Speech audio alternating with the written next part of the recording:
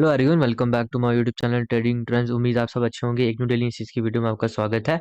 चलिए शुरू करते हैं। निफ्टी 50 ने जो फाइनल क्लोजिंग दी है वो हमें दी है 23,349 पे। और निफ्टी 50 अगर आप देखो तो कल की क्लोजिंग से आज लगभग ये कहीं ना कहीं -168 पॉइंट इसने नेगेटिव में क्लोज किया। और कल कहीं ना कहीं अगर आपको पता हो जैसे कि 64 पॉइंट्स ने पॉजिटिव में क्लोजिंग की थी।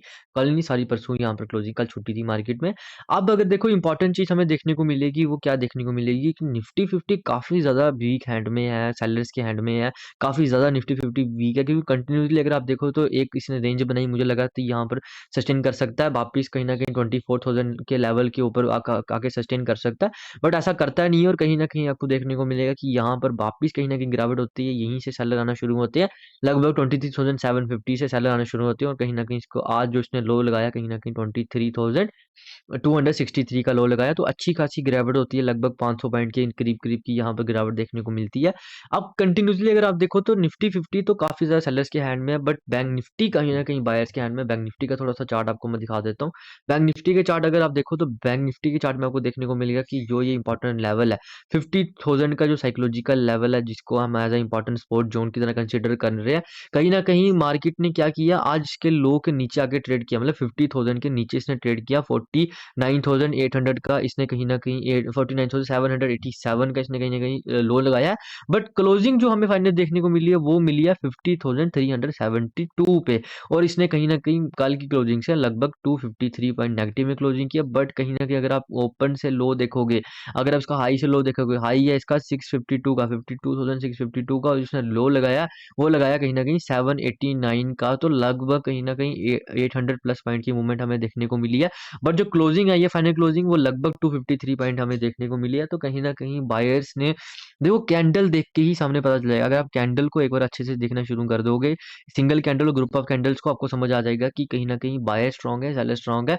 सामने देखने को मिल रहा है कि बायर ने कहीं ना कहीं कोशिश की है, बायर कोशिश कर रहे हैं कि नीचे नहीं जाने दे, बट ओवरऑल जो स्ट्रांग है वो सेलर ही है।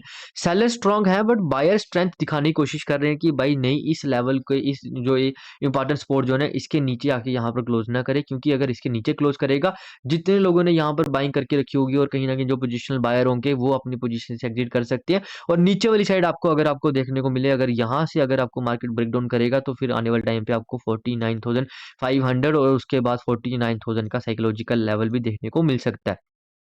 और उसके लिए शर्त क्या रहेगी कि निफ्टी बैंक में एक क्लोजिंग इसके नीचे है, क्योंकि कंटिन्यूसली मार्केट इसके लेवल के पास आता है, पर यहाँ सस्टेन नहीं करता। अप साइड के लिए हम कब सोचेंगे? अप साइड के लिए तब सोचेंगे अगर मार्केट 51,000 से लेके 51,500 के बीच कहीं वन डे टाइम फ्रेम में यहाँ पर थोड़ा सस्टेन करे, उसके बाद ब्रेकआउट करेगा, तो आने वाले टाइम पे आपको 52,500, 52,000 और 53,500 के लेवल भी देखने को मिल सकते हैं। बट थोड़ा सा आपको वेट करना पड़ेगा, क्योंकि ये एक इंपॉर्टेंट हर्डल है। अब अप साइड के लिए ये हडल है और नीचे वाली साइड के लिए हमारे पास ये एक हडल की तरह काम कर रहा है। मार्केट एक कहीं ना कहीं जोन में ही है, कंसीडर कर सकते हैं आप इसको, क्योंकि मार्केट ने एक बड़ी मूवमेंट के बाद कंटिन्यूसली यहाँ पर 2 दिन मूवमेंट देने के बाद 3-4 दिन से कोई ऐसे कोई बड़ी मूवमेंट नहीं की। मूवमेंट आज इसने की है, बड़ी मूवमेंट की है, बट गिरावट जो देखने को मिली है लगभग 9.15, 9.30, 9.35 तक की गिरावट थी। उसके बाद मार्केट कहीं ना कहीं टोटली बायर्स अपना कंट्रोल दिखाते हैं और अप साइड में आके इसको यहाँ पर क्लोजिंग करवा देते हैं। फिर से हम निफ्टी 50 में चलेंगे। निफ्टी 50 का केस अगर आप देखो तो निफ्टी 50 में अगर आप देखो वन डे टाइम फ्रेम में, अपसाइड के लिए ये वाला लेवल इंपॉर्टेंट है, लगभग 23,800 के लेवल को आप कंसीडर कर सकते हो। बट सबसे इंपॉर्टेंट लेवल रहने वाला है, जिसकी सबसे ज्यादा इंपॉर्टेंस रहेगी, वो कहीं ना कहीं 24,000 का साइकोलॉजिकल लेवल ही रहेगा। अगर मार्केट 24,000 के साइकोलॉजिकल लेवल के ऊपर आके क्लोज करता है तो मैं कहीं ना कहीं इसको थोड़ा सा बुलिश कंसीडर करूंगा। और अल्टीमेटली ये बुलिश कब कंसीडर होगा, ये अब 24,500 के ऊपर आके क्लोजिंग करेगा, यहाँ पर आके सस्टेन करने लग जाएगा, उसके बाद ऊपर क्लोजिंग करेगा, तब इसको मैं कंप्लीटली बायर्स के हाथ में बोल सकता हूँ। बट तब तक कहीं न कहीं थोड़ा-सा ये सेलर्स के हाथ में ही रहने वाला है, कि थोड़ा-सा सेलर्स का डोमिनेंस बना रहेगा। इसका मतलब क्या होता है कि जब भी मार्केट एक कोशिश करेगा, अटेम्प्ट करेगा कि बायर कोशिश करेंगे अपसाइड लेने की, सेलर एक बार को नीचे लेके आने की कोशिश करेंगे। अगर ये बायर होल्ड कर पाए, वापिस मार्केट धीरे-धीरे ऊपर जाएगी। अगर होल्ड नहीं कर पाए तो मार्केट यहीं से गिरने लग जाएगी और अच्छी वाली साइड, नीचे वाली साइड आपको गिरावट करते हुए दिखेगा। 5 मिनट टाइम फ्रेम में देखते हैं कि निफ्टी 50 ने आज किस टाइप की मूवमेंट की है। निफ्टी 50 अगर आप देखो तो स्टार्टिंग में जैसे मैं आपको बता रहा हूँ कि इस गिरावट जो हुई है कंटिन्यूअसली सुबह ही देखने को मिली है हमें ज़्यादा गिरावट, क्योंकि काफ़ी ज़्यादा नेगेटिव न्यूज़ फैली हुई थी कि अडानी की वजह से और एसबीआई। ये जो मैंने लाइन ड्रा की है आप जहाँ पर देख सकते हो, क्योंकि ये कल परसों की यहाँ पर क्लोजिंग है और यहाँ पर मार्केट ने कहीं न कहीं कल लास्ट के आवर में यहीं पर आके सस्टेन किया था। जैसे ही 9:15 की कैंडल ने यहाँ से ब्रेक डाउन देने की कोशिश की, मैंने यहीं पर एक एंट्री ले ली, क्योंकि जिस फ़ोर्स के साथ ये जा रहा था, वहाँ पर सामने देखने को मिल रहा था कि एक अच्छी खासी मूवमेंट हमें देखने को मिल सकती है। तो मैंने यहाँ पर एक कहीं न कहीं छोटी-मोटी यहाँ पर एक ट्रेड लेने की कोशिश की, यहाँ से हमें अच्छी खासी एक मूवमेंट देखने को मिली। उसके बाद मार्केट थोड़ा-सा यहाँ पर सस्टेन करता है, फिर से गिरावट करता है और फिर से अगर आप देखो तो एक मूवमेंट हमें मिलती है। लगभग ये जो गिरावट आती है, जो कल की क जो परसों का ये लो है, यहाँ पर अगर आप देखो यहाँ पर थोड़ा सस्टेन करता है, फिर से ब्रेक डाउन करता है। उसके बाद अगर आप देखो तो मार्केट कंटिन्यूअसली एक ही रेंज में आपको यहाँ पर कहीं न कहीं इसके बाद यहाँ पर ट्रेड करता है, यहीं पर क्लोजिंग कर देता है। तो कल के लिए सबसे बेस्ट रहेगा अगर निफ्टी 50 यहीं पर थोड़ा सस्टेन करने का ब्रेक डाउन करेगा, एक बियरिश ट्रेड बनेगा तो मैं एंट्री ले लूँगा। देखो छोटा-मोटा सस्टेन करे, बड़ा सस्टेन करे, मैटर नहीं करेगा क्योंकि ट्रेंड बियरिश है। और अगर आप ट्रेंड जाके देखो तो ट्रेंड काफ़ी ज़्यादा बियरिश है, डे टाइम फ्रेम का भी और कहीं न कहीं इंट्राडे का भी। साइड के लिए मैं 24,440 से लेके 480 का वेट करूँगा। इस लेवल के पास आके कहीं पर सस्टेन करता है, उसके बाद ब्रेकआउट देगा तो अपसाइड का सोचेंगे। गैप डाउन खुल जाता है, थोड़ा-मोटा प्राइस एक्शन देखेंगे, अगर सस्टेन कर पा रहा है उस प्राइस एक्शन को तो फिर हम एंट्री लेंगे। बट एज़ सच हमें एंट्री लेने की कोई ज़रूरत नहीं, क्योंकि देखो आपको समझना पड़े 3-4 चीज़ें समझो। पहले नंबर आपको कैंडल्स समझ आनी चाहिए, कैंडलस्टिक बिहेवियर समझ आना चाहिए, सिंगल कैंडल को देखना आना चाहिए और ग्रुप ऑफ कैंडल को देखना आना चाहिए।